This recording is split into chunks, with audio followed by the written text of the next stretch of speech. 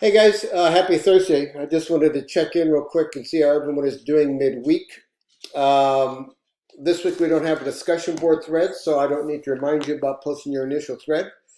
Last week, for your discussion board assignment, you were looking at capital punishment and giving us your position on that, and looking at it in the context of the Constitution, and again, going back to the purpose of punishment to support your personal position on the death penalty or capital punishment.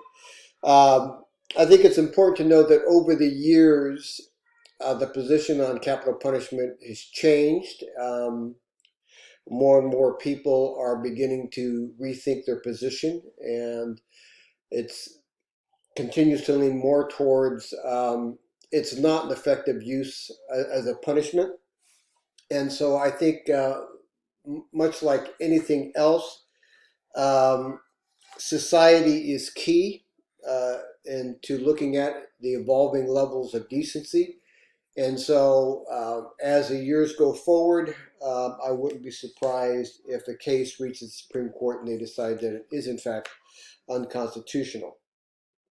And that was sort of where Stephen Breyer was going, that he was conveying to the court. It's time that we look at this type of punishment from the Eighth Amendment perspective and make a determination as to whether we think, as a civilized society, this is an appropriate means of punishment, and that it doesn't meet the cruel and unusual standards guidelines that are outlined in the Constitution. Um, Somebody made a comment that the founding fathers didn't leave us much to evaluate whether something was cruel and unusual. And that's a kudos to them, really. Same with unreasonable search and seizure. I think they realized that over time, society's position on a lot of these things um, is going to change because, as with punishment, and especially cruel and unusual punishment, it depends on what society believes it to be. And so, as we evolve our standards of decency, then these kind of things are going to again resurface. And again, I wouldn't be surprised within the next decade uh, that the court doesn't take a final position um, on this position, and especially as more and more states elect to not use it as a punishment. And I think there's still 30 or something like that states that are out there, so it's not quite half. But again, public opinion is still relatively getting closer to that gauge of it's not an effective use of resources, nor does it serve any societal benefit through execution. So one will find out in the years to come. Um, uh, the other thing you worked on this week is your writing assignment about sanctuary cities and the role of law enforcement at the different levels. And I think that's what the important purpose is behind this assignment, is to have you look at the different levels of law enforcement and the different level of courts. So we have federal, state, and local law enforcement, federal, state, and local courts. And what is their role relative to, for example, immigration, and how sanctuary cities impact the ability of law enforcement to do their job effectively. So in my short module lecture, I talked to you about how at the local level, we're not so much interested in one's immigration status. Absent the fact if you become a suspect in a crime, you're going to go to jail. And then the powers to be do what they have to be. Um, Many sanctuary cities and states have now precluded immigration and customs enforcement from actually working in the jails. They used to be partners in the jail. And I always thought they were a great resource because it would allow you, as a county sheriff, for example, to evaluate somebody's immigration status and make a determination, because you had that resource right there. And some of those might be important when it comes to things such as bail or an array of other things that needed to be done. Um, what's happened in some of these locations is that element has been taken out of the jails. And so that takes us to the video, which when you talk to the officers involved in the ICE program, the Immigration Customs Enforcement, the immigration part of it, Border Patrol, is that now they have to go in the streets and find these people. Whereas in the past, they would be able to be at the jail and take custody of them into jail and then transfer them to the federal side.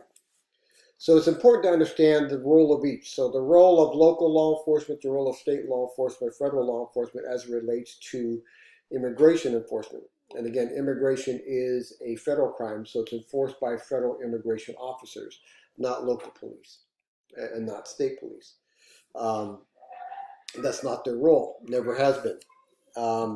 So that's that part of it. And then the courts were the same way. Federal courts handle immigration cases. We have immigration courts, and then you also have federal district courts that get involved if an immigrant, for example, has come back across the border multiple times, and then that upgrades it from a misdemeanor to a felony, so now they can be charged in federal district court. And so that's where their role comes in. So I think it's important to understand the different roles that each has at the federal, state, and local level for law enforcement and courts as it applies to sanctuary cities. The sanctuary cities issue was just a background to hopefully allow you to better understand how these processes work, okay? So that was sort of the gist of that writing assignment. There are a few other things you had to do based on the reading of the article and those kind of things. So I'll be taking a look at those here later in the week. But other than that, I appreciate everyone's hard work. You've been doing a really good job getting your assignments in. You guys have been doing a great job in your discussion boards assignment. I really appreciate the level of your comment posts. You're doing more than just agreeing or disagreeing with your classmates. You're explaining, and that's what's important about the comment post is explain, right? And then you're looking at what is required in the specific assignment, and you make sure you address each of those other critical elements. So kudos to you guys. You're doing a great job there. So I'll be reading your papers here in the next couple of days. Got a little busy this week, went down to California, picked up our grandson. We haven't seen him for a while. So he's 4 years old and he's got more energy than I've ever had. So we'll be keeping him entertained in the days to come.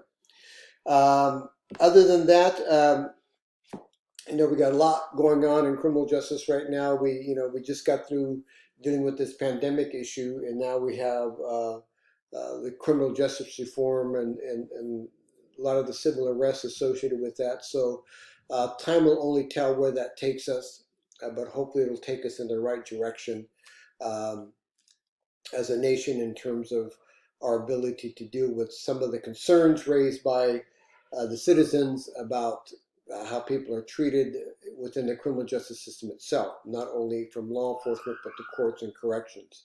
So everyone has to get involved. It just isn't a problem in law enforcement.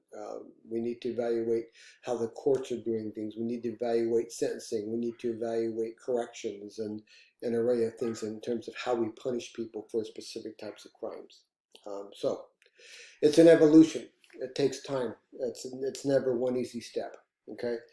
That having been said, have a safe week, everybody. Again, if I could ever be of assistance, never hesitate to reach out. And I think that's it. So thanks, guys, and I'll talk to you soon. Bye.